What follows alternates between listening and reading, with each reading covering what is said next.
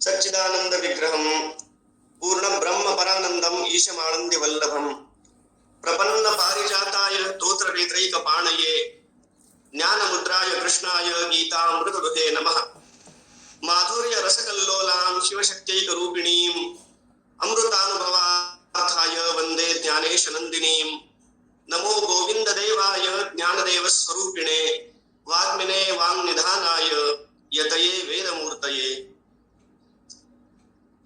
नीलांबुज श्यामल कोमलांगम सीता समारोपित वाम भागम पाणौ महासायक चारु चापम नमामि रामम रघुवंशनाथम. सर्वांना जय श्रीराम.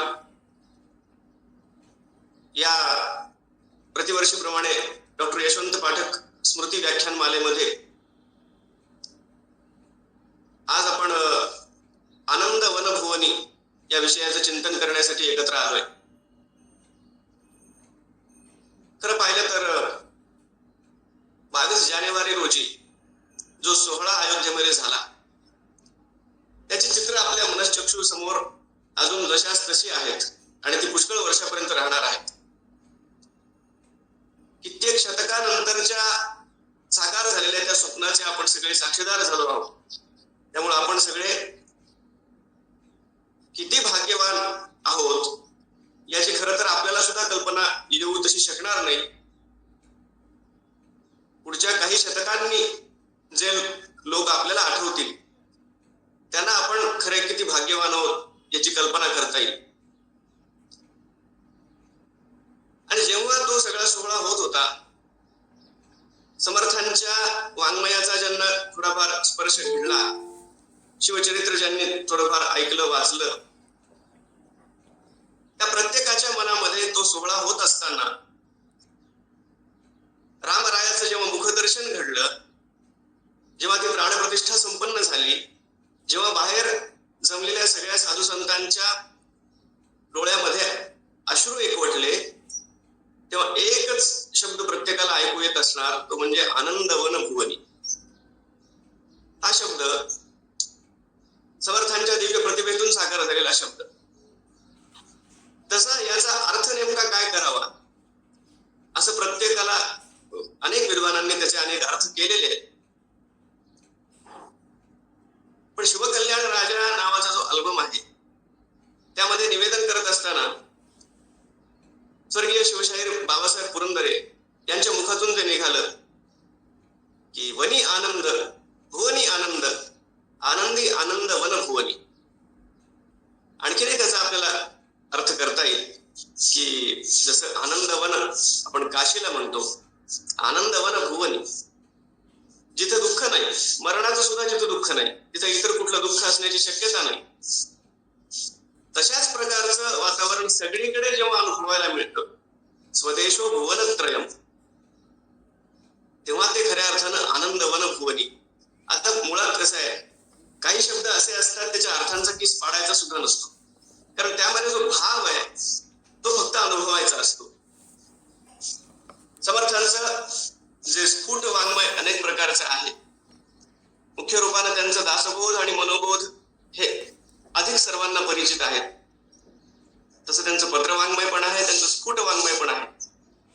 त्यांच्या स्फुट वाङ्मयामध्ये आनंद वनभुवनी नावाचं हे काव्य आहे ज्याचं आपल्याला चिंतन करायचं. तसं ते 59 श्लोकांचं आहे, पुष्कळ मोठं आहे. पण सारांश रूपानं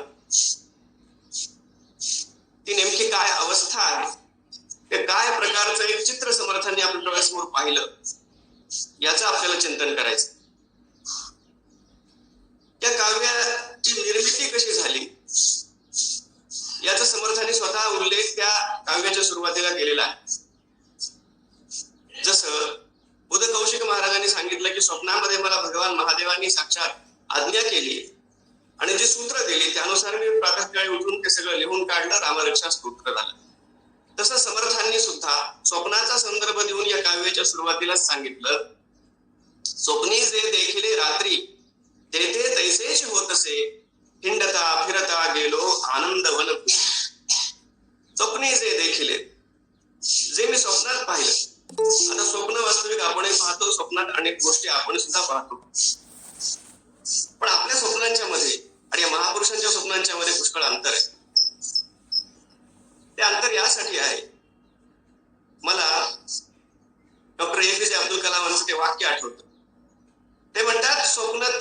असतात जी झोपेत पडतात. स्वप्न वास्तविक ती असतात जी आपली झोप उडवतात. आणि हे जे महापुरुष आहेत समर्थांच्या सारखे, ते खरोखर झोप उडालेले महापुरुष आहेत. त्यांनी स्वतःच सांगितलेलं आहे, श्री रामचंद्रा करुणा समुद्रा ध्यातो तुझी राजस योग मुद्रा, नेत्री न ये रे तुझवीण निद्रा, काही भेटसी बा मजला सुभद्रा. साधक अवस्थेमधली समर्थांची ही मनोदशा.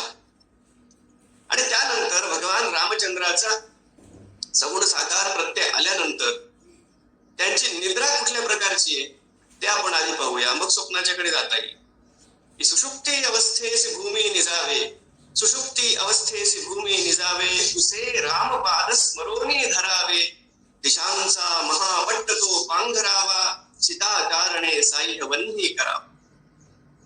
अशा प्रकारची योग निद्रा असलेल्या समर्थांना पडणारं स्वप्न आणि भोग निद्रा घेणाऱ्या आपल्याला पडणारं स्वप्न, याच्यामध्ये निश्चितपणे भूमी आणि आकाशा एवढं अंतर असणं हे स्वाभाविक आहे.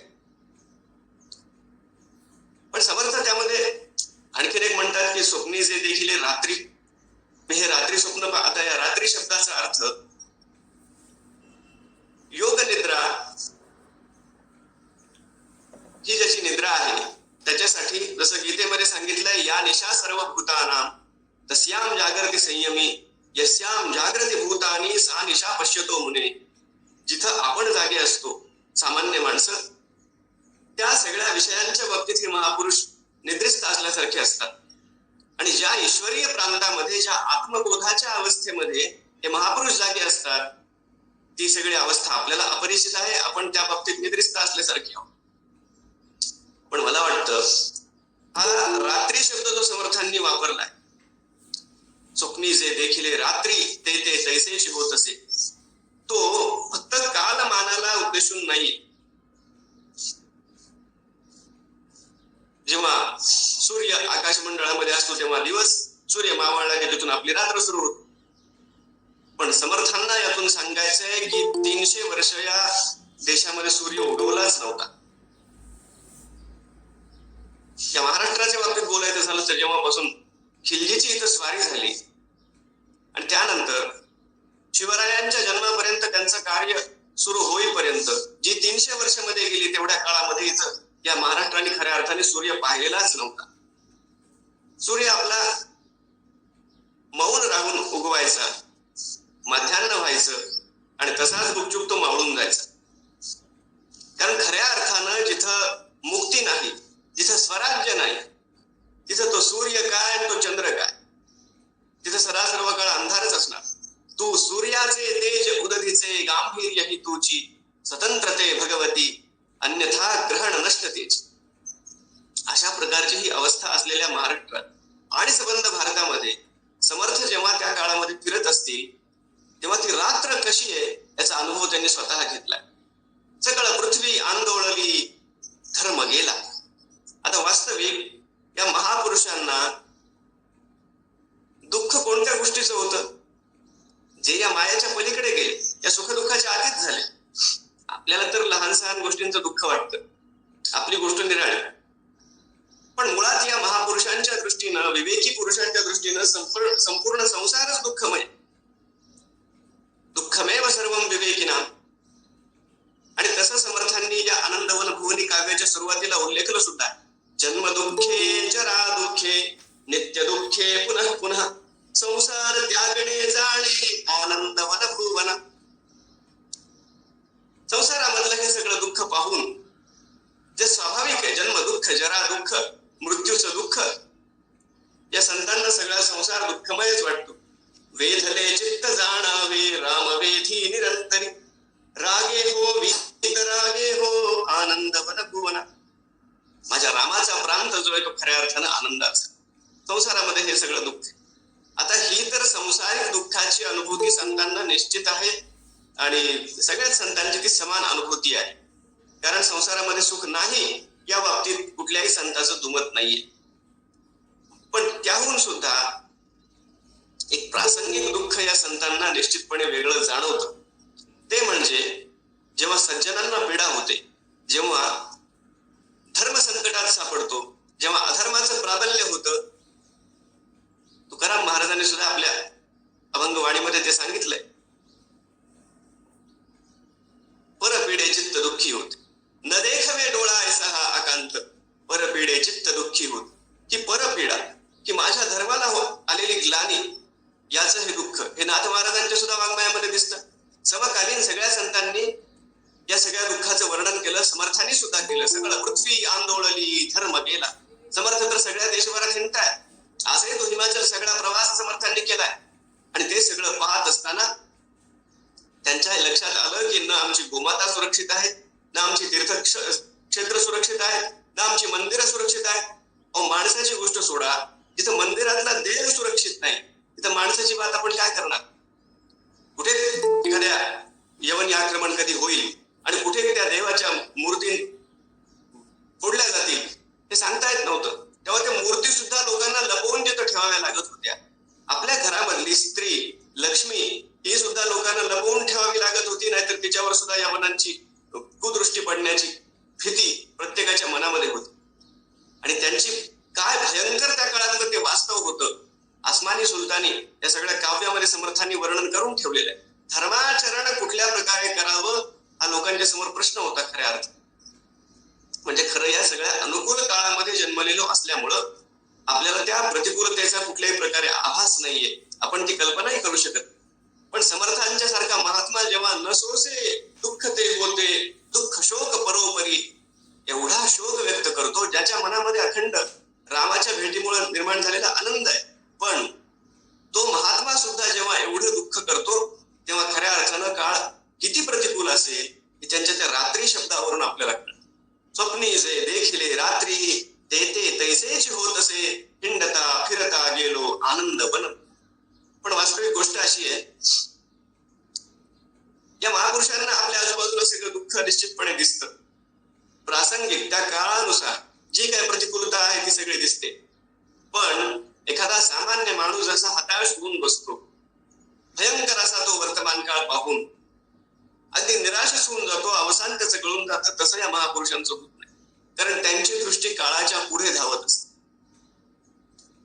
समर्थ सुद्धा कुठे कुठे उद्विग्न झाले सुद्धा असतील, त्यांच्या त्या वाङ्मयात आपल्याला दिसतंय.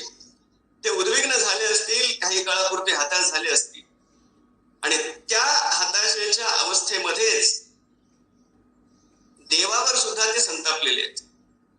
म्हणजे आपण पहा, पार घाटी त्या जगन्माते समोर समर्थ जेव्हा उभे राहतात भगवती तुळजाभवानी समोर, तेव्हा त्या तुळजाभवानीला सुद्धा समर्थ अक्षरशः एक प्रकारे जाब विचारतात. हा वात्सल्याचा अधिकारच असतो, हा भक्तांचा अधिकार आहे. समर्थ त्या जगन्मातेला म्हणतात, दुष्ट संहारिले मागे ऐसे उदंड ऐकतो, परंतु रोकडे काही मूळ सामर्थ्यता. तू मागे पुराणांमध्ये आम्ही पुष्कळ वाचलंय, ऐकलंय की तू कित्येक दुष्टांचा संहार केलास, पण आम्हाला त्याची रोकडी प्रचिती आज दाखव. आजची वर्तमान काळातली परिस्थिती काय आहे आणि तुला याचं काही वाटायला हवं जगन्माते, आम्हाला ती परिस्थिती. आता हे म्हणण्याचा अधिकार समर्थांच्याकडे आहे, निश्चितपणे आहे. म्हणजे मी प्राचार्य शिवाजीराव भोसले सरांचं जेव्हा समर्थांवरचं व्याख्यान ऐकत होतो तेव्हा त्यांनी फार सुंदर इथं सांगितलं. ते म्हणतात, देवाला सुद्धा जाब विचारण्याचा माणसाकडे काही अधिकार माणसाला कमवावा लागतो, तो समर्थांनी कमावलेला आहे. समर्थ 12 वर्ष पुरश्चरण आणि तपाचरण करून पुष्कळ सगळा देश हिंडून देशातली सगळी अवस्था पाहून मग जगन्मातेसमोर उभे आहेत की माते तू काय करतेस. पण आम्ही जर जगन्मातेसमोर गेलो, भोसले सर त्यांच्या व्याख्यानात म्हणतात, आम्हाला देवीला असा प्रश्न विचारता येणार नाही, कारण त्यानंतर देवीचे आम्हाला प्रश्न विचारी त्याची उत्तरं आमच्याकडे नाही. मुळात आपण आधी काय केलं हा देवाचा प्रश्न असणारच.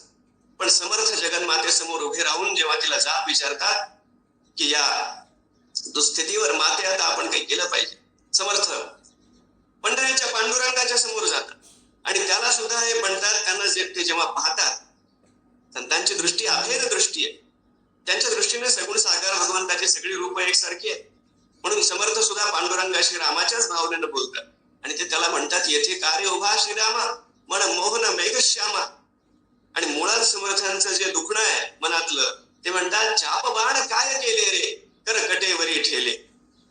धनुष्य बाण तू कुठे सोडून दिलीस, संपूर्ण तुझ्या रामावतारामध्ये तू कधी धनुष्य बाण ठेवले नाहीस. आणि 3 दिवसापर्यंत समुद्राच्या समोर बसून उपोषण करून जेव्हा समुद्र प्रसन्न होत नाही हे पाहिलंस, त्या समुद्रावर सुद्धा तू खुशाल तू कमरेवर हात देऊन उभा आहेस, परिस्थिती आजूबाजूची काय आहे? ते म्हणतात, काय केले वानर दळ, येथे जमविले गोपाळ. समर्थ म्हणतात, मी आजूबाजूला सगळा टाळ घोष ऐकतोय, मृदंग घोष ऐकतोय, उत्तम आहे. तुझा जयघोष ऐकतोय, उत्तम आहे. पण मला तो हुंकार ऐकायचा आहे त्या तुझ्या सगळ्या वानर सेनेचा. मला टणत्कार ऐकायचा आहे तुझ्या धनुष्याचा. मला खणखणाट ऐकायचा आहे त्या तलवारींचा, कारण काळ असा आलेला आहे. आणि ते समर्थ त्यांची ती प्रार्थना, त्या प्रार्थना कशा कशा फलीभूत झाल्या, समर्थ याचं वर्णन आपल्या या काव्यामध्ये करतात.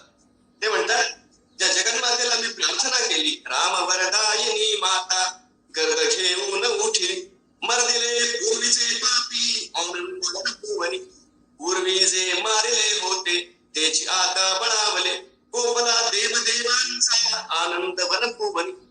छत्रपती शिवरायांचा शिवनेरी दुर्गावरती झालेला जन्म, त्यानंतर महाराजांचं उभं राहत असलेलं कार्य, हे सगळं समर्थ पाहत होते.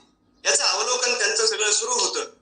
आणि ते निश्चितपणे आता म्हणायला लागले की ती रामवरदायिनी माता, तिला आपल्या भक्तांची निश्चित चिंता आहे. समर्थ स्वतः इथं मान्य करतात की कुठे कुठे मला सुद्धा संदेह वाटू लागला की ही जगन्माता अशी शांत काय? हा पांडुरंग जो रामरायाचं स्वरूप आहे, तो असा कमरेवर हात देऊन का उभा आहे? काय येत नाही भक्तांच्या सहाय्यार्थ? पण तो माझा संदेह निवळला.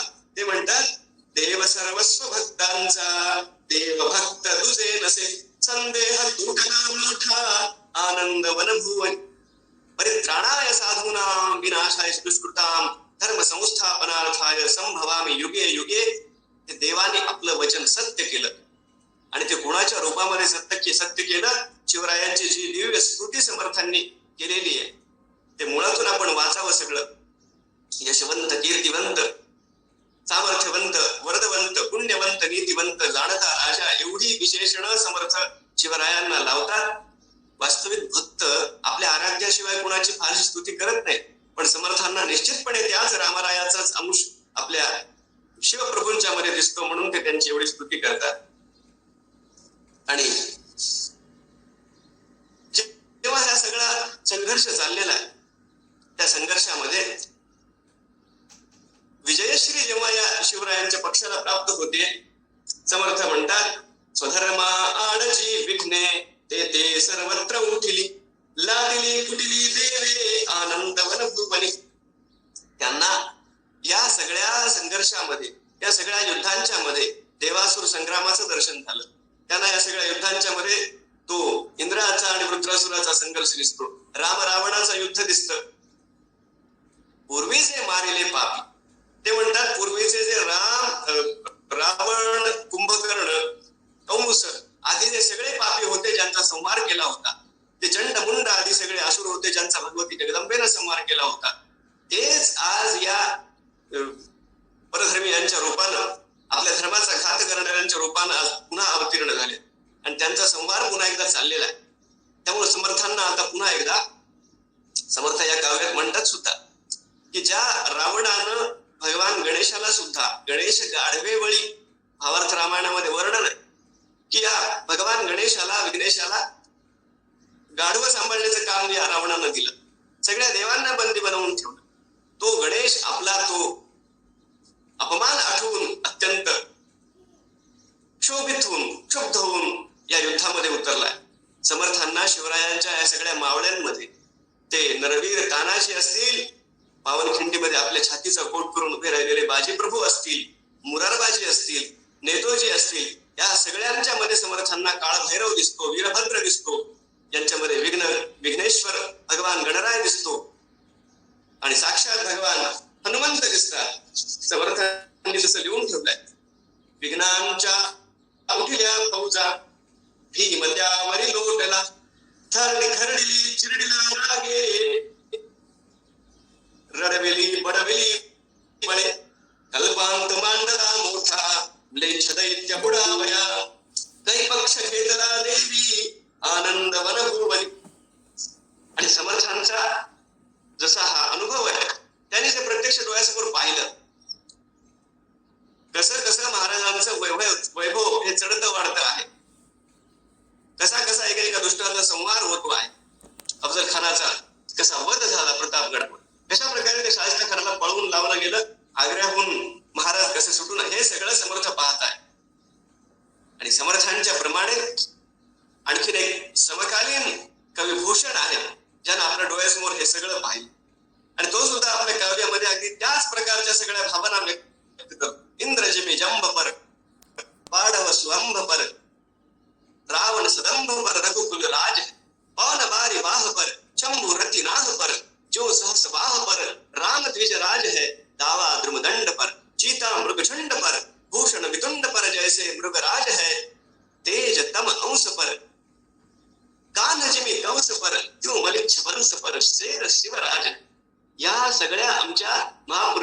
स्मरण प्रत्येक जे कोणी समकालीन कवी होते त्यांना होत होत.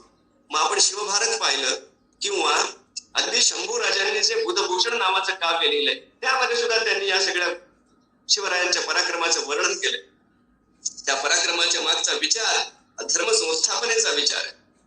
त्रैलोक्य चालिल्या फौजा सौख्य बंध विमोचने मोहीम मांडली मोठी आनंद वनभुवने.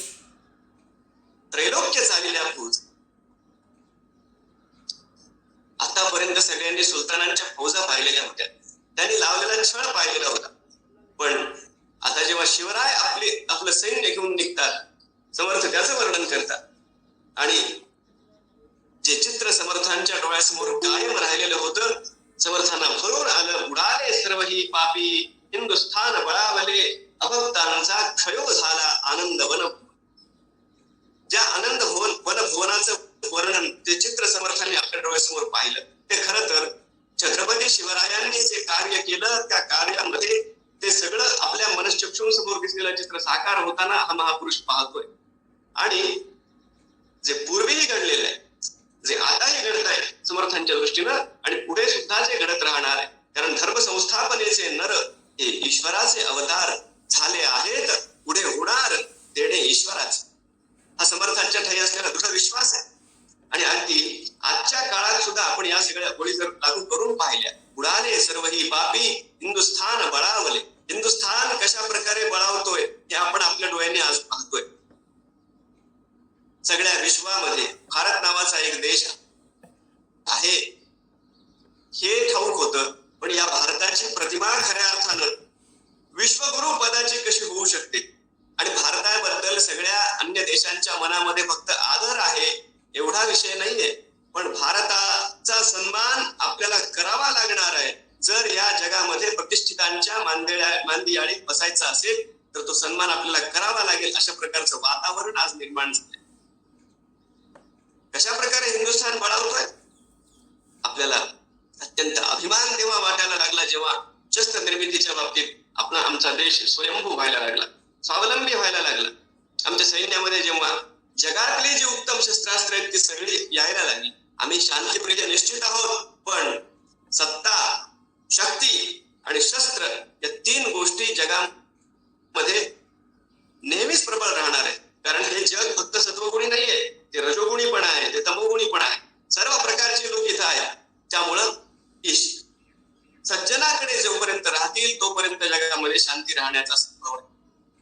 म्हणून हिंदुस्थान हा बलशाली होणं हे सगळ्या जगामध्ये शांती प्रस्थापित होण्याच्या दृष्टीनं मुळात आधी आवश्यक. उडाले सर्व ही पाप हिंदुस्थान बळावले. आणि या मागे छत्रपती शिवरायांची प्रेरणा आज आपल्याला ठाई ठाई दिसते. महाराजांचं ज्या प्रकारचं धोरण होतं, आमच्याकडे पुष्कळ महापुरुष होऊन गेले, पण त्या महापुरुषांचा आम्ही फक्त उदू केला, त्यांना फक्त प्रतिमांच्या मध्ये कोंडून ठेवलं. पण त्यांचा उपदेश कुठे ना कुठे आपल्या जीवनामध्ये धारण करण्याचा प्रयत्न करणारा एक राष्ट्रनायक आज आम्हाला मिळालेला आहे. आणि त्यानुसार जेव्हा सर्जिकल स्ट्राईक होतो, जेव्हा आमच्या शेजाऱ्यांना सुद्धा ही वार्ता पोचते की आता आमचा देश स्वतःहून आक्रमण तर करणार नाही, पण तो पूर्वीपासूनच कधी करत नाही, पण आता प्रतिकार करायला मागे पुढे पाहणार नाही. अभक्तांचा क्षय झाला. आता हे सुद्धा आपल्याला आज प्रत्ययाला आलेलंच आहे. आपल्याला आठवत असेल किंवा मी म्हणतो आपण कधीही विसरू शकणार नाही, विसरू नये सुद्धा, की जेव्हा आमच्या देशाच्या न्यायालयामध्ये कुणीतरी शपथेवर हे सांगतो की भगवान रामचंद्र हे कधी अस्तित्वातच नव्हते, भगवान रामचंद्राचं काही अस्तित्वच नाहीये, रामायण हे सगळं कपोल कल्पित आहे, म्हणजे बोलताना सुद्धा आपल्याला अगदी लाज वाटावी, संकोच वाटावा अशा प्रकारची वक्तव्य आणि आमच्या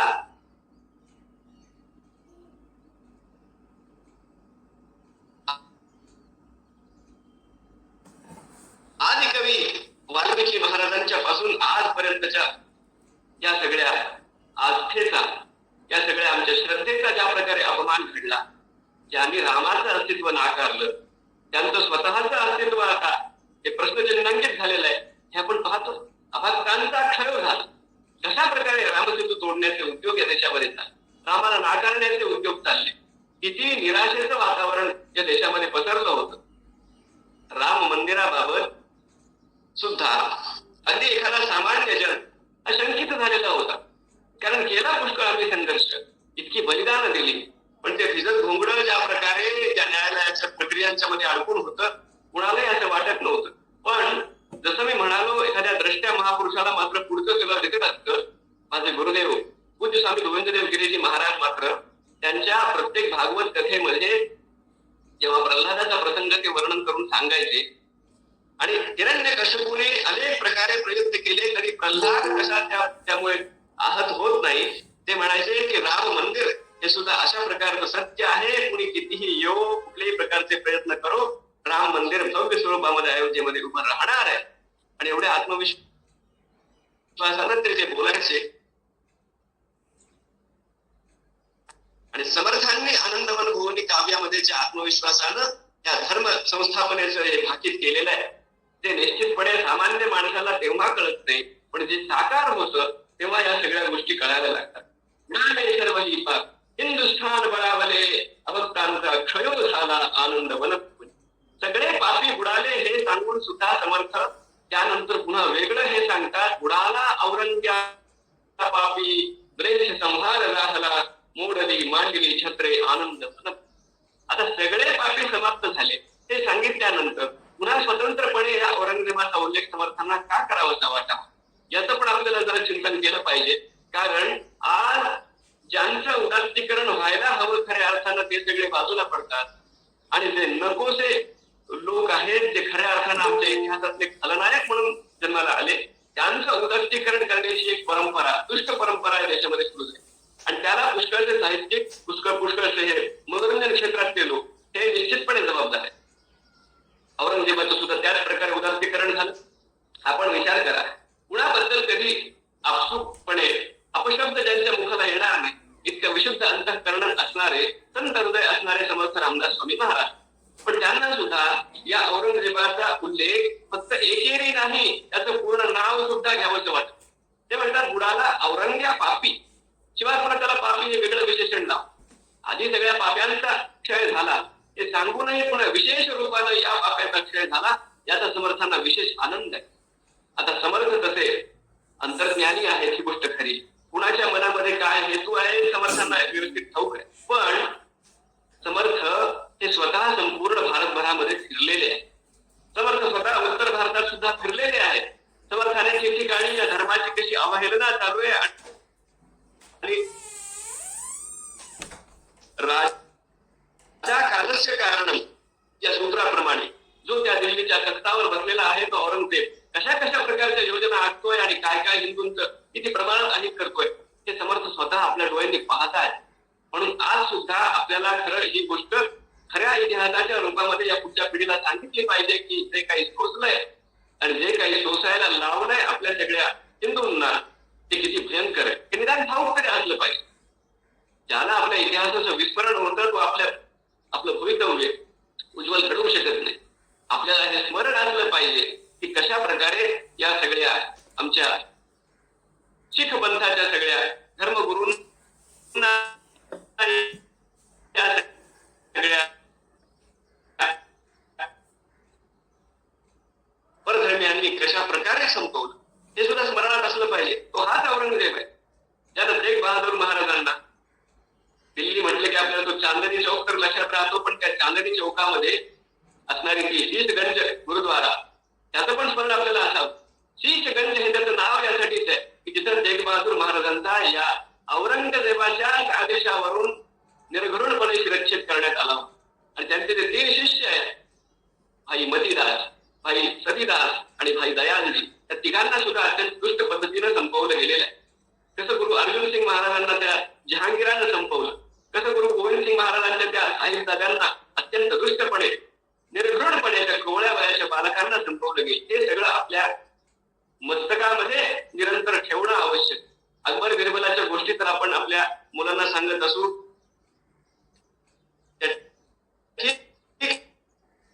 पण हल्दी घाटीचं युद्ध सुद्धा कसं झालं होतं आणि या अकबराला कसं जेरीला आणलं होतं आमच्या राणा प्रतापाने हा स्वाभिमान सुद्धा त्यांच्यामध्ये धरणं आवश्यक. त्यामुळे औरंगजेबाचा स्वतंत्रपणे समर्थाने उल्लेख केला. आणि बुडाला औरंगजेबाने हे सांगितलं. कवी भूषणाचा मी उल्लेख केला. हा कवी भूषण तर स्वतः उत्तर प्रांतातला आहे, मुळात तो उत्तरेतला आहे. आणि शिवरायांचं सगळं मूळोत्कर्ष ऐकून तो इथे महाराष्ट्रामध्ये आला, त्याने सगळं पाहिलं आणि ते लिहून ठेवलं. तो कविराज सुद्धा उत्तरेत बसलेल्या त्या औरंगजेबाला शिवछत्रपतींचा हा पराक्रम पाहून तो इतका पाय के लीजे कलंकन दिल्ली के बालम आलम आलम गिर कहाय. तो म्हणतो अरे तुला लाज वाटते. या शब्दात कवी भूषण त्या औरंगजेबाशी बोलतो. कोणाच्या बळावर? छत्रपती शिवाजी महाराजांच्या गुणोत्कर्षाच्या बळावर. आणि स्वतः महाराज सुद्धा अरे या पापी औरंगजेबाला कशा प्रकारे काशीचं आमचं विश्वेश्वराचं मंदिर उद्ध्वस्त केलं, याचं सुद्धा स्मरण आम्हाला राहिलं पाहिजे. आता पुन्हा एकदा तिथं पूजन भगवान महादेवाचं सुरू झालेलं आहे.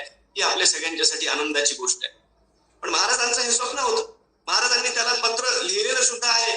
काशीचा विश्वेश्वर जेव्हा या औरंगजेबाने ते मंदिर उद्ध्वस्त केलं तेव्हा महाराजांचं पत्र आहे. आणि सर्वात महत्वाची गोष्ट, महाराजांचे जे शेवटचे शब्द आहेत, काशीचा विश्वेश्वर मुक्त करा, सगळी तीर्थक्षेत्र मुक्त करा, चुकूर होऊ नका, हे महाराजांचे शब्द आहेत. आज 350 वर्षानंतर महाराजांच्या राज्याभिषेकाला 350 वर्ष होत आहेत. 350 वर्षानंतर महाराजांचे ते शेवटचे शब्द कानावर ऐकून फक्त नाही, अगदी मनावर घेणारा आज राष्ट्रनायक आपल्याला भेटलेला आहे. त्याच्या पाठीमागे आपण सगळी शक्ती उभी करणं आता आवश्यक आहे. पण ते स्वप्न आपण साकार करतोय. बुडाला औरंग्या पापी लेंछ संहार झाला, मोडली मांडली छत्रे आनंद वनभुवन. आणि आमच्या पिढीला तर या गोष्टीचा आनंद आहे की तो औरंगजेब तर आमच्या महाराष्ट्रातच बुडाला. इथंच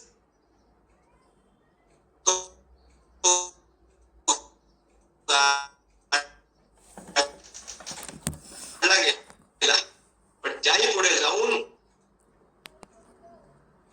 त्याचं नाव सुद्धा इथं आम्ही टिपू दिलेलं नाहीये. कित्येक वर्षांनी का होईना, उशिरा का होईना, पण छत्रपती संभाजीनगर हे आम्ही केलेलं आहे. त्याचं नाव सुद्धा आम्हाला आता आमच्या भूमीवर नको. मोडली मांडलेली छत्रे. वास्तविक स्वातंत्र्य ते असतं आम्हाला स्वतंत्र झाल्यानंतर. ब्रिटिशांची री फक्त ओढणं, या पलीकडे काय कळत नव्हतं. सुरुवातीची पुष्कळ वर्ष तशी गेली. खऱ्या अर्थानं स्वातंत्र्य, खऱ्या अर्थानं स्वराज्य कशाला म्हणायचं, जेव्हा आम्ही आमच्या तंत्रानं चालू. मोडली मांडलेली छत्रे, आमच्या या राष्ट्राची जी काही प्रतीक, जी काही आमच्या संस्कृतीची प्रतीक चिन्ह या परकीयांनी उद्ध्वस्त केली होती, ती पुन्हा मांडणं, त्यांची पुन्हा संस्थापना करणं, हा खऱ्या अर्थाने या स्वराज्याचा अर्थ आहे. जी आमची भाषा आहे, ज्या भाषा आमच्यावर लादल्या गेल्या, नाईलाजास्तव आम्हाला त्या बोलाव्या लागल्या, त्यांचा अभ्यास करावा लागला. पण स्वातंत्र्य मिळाल्यानंतर हे आवश्यक होतं आमच्या देशामध्ये की संस्कृतला पुन्हा एकदा ती प्रतिष्ठा मिळवून देण्यासाठी राजकीय पातळीवरून तशा प्रकारचे प्रयत्न होणं, जे महाराजांनी केलं. महाराजांनी जेव्हा राज्याभिषेक झाला तेव्हा महाराजांनी पहिलं काम केलं की राजभाषा राजव्यवहार कोशाच्या निर्मितीला त्यांनी आरंभ केला. की हे सगळे जे परभाषेतले शब्द आमच्या भाषेमध्ये शिरलेले आहेत, ते सगळे एक एक शब्द हाताला धरून त्यांना बाहेर काढणं आणि तिथं प्रतिसंस्कृत शब्दांची योजना करणं. सगळे जे व्यवहार चालतील ते संस्कृतात चालतील, हा महाराजांचा स्वतःचा आग्रह आहे.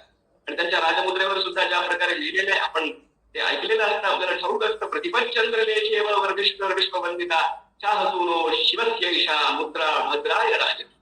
आणि त्याच प्रकारची राजमुद्रा ही शंभूराजांची सुद्धा आहे. मंडपा आणि हे सगळं झाल्यानंतर, हा सगळा लेंछ संहार झाल्यानंतर आता त्या स्वराज्याचं जे वर्णन, त्या रामराज्याचं जे वर्णन समर्थांनी केलं ते पण फार सुंदर आहे. स्वर्गीची लोटली जेथे रामगंगा महानदी, तीर्थाती तुळणी आनंद वनभुवनी, उदंड जाहले पाणी स्नान संध्या करावया, जप तप अनुष्ठाने आनंद वनभुवनी, नाना तपे पुरश्चरणे नाना धर्म परोपरी, गाजली भक्ती हे मोठी आनंद वनभुवनी. वास्तविक स्वातंत्र्य ते स्वातंत्र्य असू शकत नाही जिथं आमच्या या परंपरागत धर्माचं अनुष्ठान आम्हाला करता येऊ शकत नाही. जिथं आम्ही कुणावर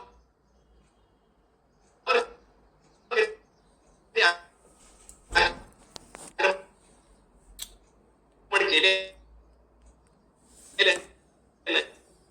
हा तसा उदात्त धर्म आहे, हा उदार धर्म आहे.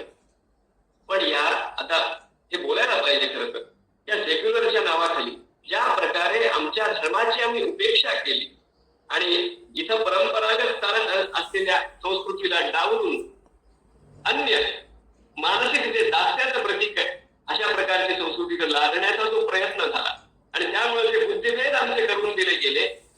प्रज्ञाचक्षू गुलाबराव महाराजांनी आवर्जून ही गोष्ट सांगितली की आमच्या पिढीला जो इतिहास शिकवला गेला पाहिजे तो स्वोत्कर्ष बोधक इतिहास शिकवला पाहिजे. कशा प्रकारे आमच्या पूर्वजांनी विजय संपादन केले, आम्ही कसे पराजित झालो, आम्ही कसे दास्यामध्ये ढकलल्या गेलो हेच पुढच्या पिढीला सांगत गेलं तर ते दास त्यांच्या मनात राहणार आणि ही ब्रिटिशांची नीती पुढे त्यांची री ओढली गेली आणि आम्हाला तो स्वोत्कर्ष बोधक इतिहास शिकवला गेला नाही. पण ज्या प्रकारचं स्वराज्य शिवरायांनी निर्माण केलं, आता महाराजांनी काय कार्य केलं याच्याबद्दल सुद्धा बुद्धिभेद पसरवले जात आहेत. आपण भोवताली सगळं बघतोय. पण यातून बाहेर येऊन खऱ्या अर्थानं आता महाराजांचं जे प्रत्यक्षदर्शी होते कविराज भूषणांचा मी आता उल्लेख केला. खऱ्या अर्थानं महाराजांनी काय काम केलं त्यांच्याच एका काव्यात ते सांगतात की राखी हिंदुवानी हिंदुवान के तिलक राख्यो स्मृति और पुराण राख्यो वेद विधि सुनिमय राखी रजपूती रजधानी राखी राजन की धरा में धर्म राख्यो राख्यो गुण गुणी में भूषण सुख विजेति हद अमर हट्टन की देश देश करिति बखान तव सुनिमय साहि के सपूत शिवराज समसेर तेरी दिल्ली दल दाब के दिवाल राखी दुनी में. हे महाराजांचं वास्तविक कार्य. बंड पाषांड उडाले शुद्ध अध्यात्म वाढले राम करता राम भोगता आनंद वन फुवले. आणि या सगळ्या काव्याच्या शेवटी समर्थ ते म्हणतात, आता ते भविष्य काळाकडे संकेत करतात. सुरुवातीचं वर्णन केलं आणि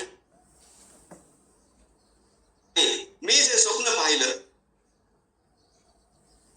ते कसं कसं साकार होत गेलं, कशा प्रकारे संघर्ष निर्माण झाला, त्या संघर्षामध्ये धर्म पक्षाचा कसा विजय झाला, छत्रपती शिवरायांचं कसं राज्य याचंही समर्थाने वर्णन केलं. आणि त्यानंतर जाता जाता शेवटी या काव्यामध्ये भविष्य काळासाठीची एक सूचना फार सुंदर समर्थ देऊन जातात. बोलणे वाऊगे होते चालणे पाहिजे बरे पुढे घडेल ते खरे आनंद वन. समर्थ म्हणतात आता बोलणे वाऊगे होते. किती मी वर्णन करावं, 59 श्लोकांचं म्हणजे पुष्कळ दीर्घ असं हे काव्य, मुळातून ते आस्वाद घेण्याजोग आहे. पण शेवटी समर्थ म्हणतात किती बोलावं आता, चालणे पाहिजे बरे. जे आम्ही प्रतिकूलतेचं वर्णन केलं त्यानंतरच्या या सगळ्या अनुकूलतेचं वर्णन केलं, पण अखंड सावधान असावे समर्थांचं ब्रीद आहे. त्यामुळे पुढे घडेल ते खरे. आता शिवरायांनी हे निर्माण केलेलं स्वराज्य विस्मृतीत न जाऊ देता कशा प्रकारे त्यांचे गुण आपल्या अंगी आणून आपण ते कायम टिकवतो हे खरं पाहणं आता आवश्यक आहे. समर्थ म्हणतात जे घडेल ते खरं. आणि तशाच प्रकारचा उपदेश त्यांनी छत्रपती शंभू महाराजांना लिहिलेल्या पत्रामध्ये सुद्धा आहे की शिवरायाचे आठवावे रूप, शिवरायाचा आठवावा प्रताप, शिवरायाचा आठवावा साक्षेप भूमंडळी, शिवरायाचे कैसे चालणे, शिवरायाचे कैसे बोलणे, शिवरायाचे सलही देणे कैसे असे. अशा प्रकारचं महाराजांचं व्यक्तिमत्व होतं, कशा प्रकारे त्यांचं चालणं बोलणं होतं, किती ते जागरूक होते. इंग्रजांची नीती या देशामध्ये अगदी बरोबर ओळखणारा पहिला जर राजा कोणी असेल तर छत्रपती शिवाजी महाराज आहे. आणि समुद्रावर आपलं प्रभुत्व असलं पाहिजे ही गरज सुद्धा ज्यांनी ओळखली. आणि खरं आज आम्हाला अभिमान वाटला पाहिजे की इतक्या वर्षांनी का होईना पहिलं आरमार, पहिलं समुद्री दळ स्थापन करणारा आमचा राजा, त्यांच्या राजमुद्रेची आकृती आज आमच्या भारतीय नौसेनेच्या ध्वजावरती आहे. हे आमच्यासाठी अभिमानाची गोष्ट. त्यामुळे तशा प्रकारची दृष्टी, फक्त पराक्रम नाही, नुसता पराक्रम उपयोगाचा नाहीये, पराक्रमासोबत ती तीव्र अशी बुद्धी, फक्त बुद्धी उपयोगाची नाहीये, शुद्ध असं हृदय सुद्धा असणं आवश्यक आहे. कारण बुद्धी रावणाची सुद्धा तीव्र होती, पराक्रम रावणाकडे सुद्धा होता, पण हृदयाची शुद्धता त्याच्याकडे नव्हती. म्हणून मला वाटतं सावरकरांनी छत्रपती शिवाजी महाराजांची जी स्तुती केली, त्या स्तुतीमध्ये शेवटी जे महाराजांकडे ते मागणं मागतात, ते मागणं आज आम्ही ज्या दिशेनं चाललेलो आहोत, या आमच्या भारत मातेला विश्वगुरु बनवण्याच्या दिशेनं चाललेलो आहोत. पण वस्तुस्थिती ही आहे की हे पुन्हा एकटा दुःख्याचं काम नाही. हा जगन्नाथाचा रथ आहे. प्रत्येकाला आपली जबाबदारी आपल्या धर्मामध्ये राहून ती पार पाडणं आवश्यक आहे. आणि म्हणून प्रत्येकानं छत्रपती शिवरायांकडे, स्वातंत्र्यवीर सावरकरांच्या शब्दाची प्रार्थना करणं आवश्यक आहे की जी शुद्धी हृदयाची रामदास शिर डुलवी, जी शुद्धी हृदयाची रामदास शिर डुलवी, जी बुद्धी पाचशाह्यास शत्रूच्या झुलवी, जी युक्ती कूटनीतीत खलांसी बुडवी, जी शक्ती बलोन्मत्तास पदतली तुडवी, ती शुद्धी हेतुची कर्मी राहू दे, ती बुद्धी भाबड्या जीवा लाहू दे, ती शक्ती शोणिता माझी वाहू दे, ते मंत्र पुन्हा तो दिले समर्थे तुझ्या, हे हिंदू नृसिंहा प्रभो शिवाजी राजा, हे हिंदू शक्ती संभूत दीप्ततम तेजा, हे हिंदू तपस्या पूत ईश्वरी ओजा, हे हिंदू श्री सौभाग्य भूतीच्या साजा, हे हिंदू नृसिंहा प्रभू शिवाजी राजा. आणि सावरकरांचं स्मरण मला झालं. आता आणखी एका द्रष्ट्या महापुरुषानं पुढे काय होणार, काय झालं पाहिजे, त्या भवितव्याचं केलेलं चिंतन आणि अतिशय भावस्पर्शी असं चिंतन या काव्यात आहे. सारांश रूपानं जेवढं शक्य आहे तेवढंच आपण पाहिलं. पण समर्थांच्या त्याच स्वप्नांचं प्रतिबिंब, समर्थांच्या त्याच पाऊस गुणांवरती, आणि शिवराय महापुरुष होते आणि त्यांनी सुद्धा एक स्वप्न खरं तर पाहिलं होतं अखंड भारत. ते साकार होऊ शकलं नाही. भारत जेव्हा भग्न झाला, त्यांचं जे भाषण आहे त्यामध्ये त्यांनी अतिशय आनंद या गोष्टीचा व्यक्त केला की आमचा सुदर्शन चक्रांकित ध्वज आज आमच्या त्याच पांडवांच्या इंद्रप्रस्थावर अतिशय अभिमानानं फडकतोय, त्यांचे शब्द आहेत. पण दुःख या गोष्टीचं त्यांना फार झालं की आमची सिंधू माता आम्हाला अंतरली आणि आमचा देश अशा प्रकारे हा भंग पावला. एक एक अंग आमच्या देशाचं विलीन होत गेलं. पूज्य स्वामी गोविंददेवगिरीजी महाराज असे गुरुदेव, आता परवाच त्यांचं एक भाषण झालं आणि त्या भाषणामध्ये त्यांनी एक घोषणा दिली. ती घोषणा अशी होती की अयोध्या तो झाकी है, आणि त्यावर सगळ्या लोकांनी उत्तर दिलं काशी मथुरा बाकी है. पण खऱ्या अर्थानं आता काशीचं तर स्वप्न साकार झाल्याच जमाय, मथुरा सुद्धा होणार आहे, पण अयोध्या तो झाकी है. पूज्य गुरुदेव पुढे म्हणाले पिओके अभी बाकी है. आमच्या देशाची जी अंग अशा प्रकारे तोडली गेली ती पुन्हा एकदा प्राप्त करणं, त्यावर विजय प्राप्त करणं हे आमचं कर्तव्य आहे. आणि आता सावरकरांच्या सारख्या महापुरुषाचं दृष्टेपण कसं असतं, समर्थांची ती दृष्टी आणि त्या दृष्टीचं प्रतिबिंब आम्हाला स्वातंत्र्यवीर सावरकरांच्या सुद्धा काव्यामध्ये कसं पडलेलं दिसतं. ती एक जी कविता आहे सावरकरांची ती सादर करतो आणि मग आपण समारोपाकडे जाऊ. सावरकर म्हणतात, आता वास्तविक त्यांच्या काळातली परिस्थिती कशी होती पहा, त्यांची किती उपेक्षा झाली होती पहा, पण तरीही हा महापुरुष अत्यंत आशावादी आणि भवितव्य त्यांना दिसतं. त्यांच्या डोळ्यासमोर एक चित्र त्यांना दिसतं. जसं हे आनंदवत भुवनाचं चित्र समर्थांना दिसतं, तसं सावरकर म्हणतात की पुन्हा 7 शतकांनी पायी विरहित सोन्याचा तोडा, पी सिंधूचे पाणी पुनरहिंदू सैनिकाचा कुडा. हे तीर्थांनो, हे क्षेत्रांनो, अखिल भारत भूमीतल्या हरिद्वार कैलास काशिके पुरी द्वारिके या साऱ्या सागर संगत भागीरथी ये कावेरीच्या पूत जला, सागर संगत भागीरथी ये कावेरीच्या पूत जला, त्रिवेणी यमुने शतद्रु गोदे कृष्णे या तुम्ही सकला, ऐका ऐका रोमहर्षणा वार्ता विजयाच्या आल्या, ऐका ऐका रोमहर्षणा वार्ता विजयाच्या आल्या, उभ्या 7 शतकांचा उगवित सूड जिंकले जेत्या, हिंदू वीरांच्या की श्रीशे असे यशस्वी हट केला, इंदोरीरांच्या केशविषे असे यशस् हे स्वप्न, हे समर्थांचं स्वप्न, हे शिवरायांचं स्वप्न, हे आमच्या प्रत्येक क्रांतिकारकानं आमच्या देशाच्या उज्ज्वल भवितव्याचं पाहिलेलं स्वप्न ही आमच्यासाठीची शिदोरी आहे. आणि ती शिदोरी घेऊन जे आपण वास्तविक आज अनुकूल काळामध्ये जन्माला आलेलो आहोत. माणसाचं होतं असं की जेव्हा काळ प्रतिकूल असतो तेव्हा त्याला देवाची आठवण क्षणाक्षणाला होते, पण काळ जेव्हा अनुकूल होतो तेव्हा तो अगदी भोगवादी बनतो किंवा त्याला आपल्या उपासनेचा, आपल्या कर्तव्याचा विसर पडतो. हे रामायणात सुद्धा आपल्याला दिसतं. सुग्रीवाला सुद्धा रामकार्याचा कसा विसर पडला आणि हे समर्थांनाही ठाऊक आहे. म्हणून आनंदवन भुवनाचं स्वप्न साकार झाल्यानंतर सुद्धा समर्थ म्हणतात, जप तप अनुष्ठाने आनंदवन, उपासनेचा मोठा आश्रयो उपासने वीण निराश्रय. म्हणून सामर्थ्याची उपासना आणि उपासनेचं सामर्थ्य या दोन्हींची जोपासना करणं, त्यासोबत सज्जनांचं संघटन. दुर्जनांचं फावतं मुळात यामुळं की सज्जन संघटित नाही. म्हणून संघटित अशा सज्जन शक्तीचा आविष्कार आमच्या देशामध्ये जर करायचा असेल तर त्यासाठीची जबाबदारी ही प्रत्येकावर आहे. ते प्रत्येकाचं कर्तव्य. आणि हे सगळं स्वप्न साकार करण्यासाठी आम्हाला बळ द्यायला प्रभू रामराय त्यांच्या अयोध्येमध्ये प्रगटलेले आहेतच, ते साकार झालेले आहेतच. रामलला तर आलेले आहे. आता रामराज्याच्या दिशेनं जाणं हे आमचं कर्तव्य आहे. रामरायाचा तो आशीर्वाद घेऊन प्रत्येकाच्या बाहूमध्ये त्या हनुमंताचा प्रादुर्भाव व्हावा ही या निमित्तानं प्रार्थना करतो. आणि आज या निमित्तानं थोडं काही मनोगती या आनंदवन भुवनी काव्य तसं पुष्कळ मोठं आहे, त्याचा भाव सुद्धा फार अगदी न झेपण्यासारखा आहे. तर समर्थांच्या डोळ्यांनी पाहिलेलं ते स्वप्न आहे, आपल्याला ते पाहणं तसं अवघड आहे. त्यामुळं आपल्या ओंजळीत जेवढं बसेल तेवढं त्याचं आचमन करण्याचा आज आपण प्रयत्न केला. ही घडलेली सेवा समर्थांच्या चरणी अर्पण करतो आणि माझ्या वाणीला विराम देतो. जय जय रघुवीर समर्थ.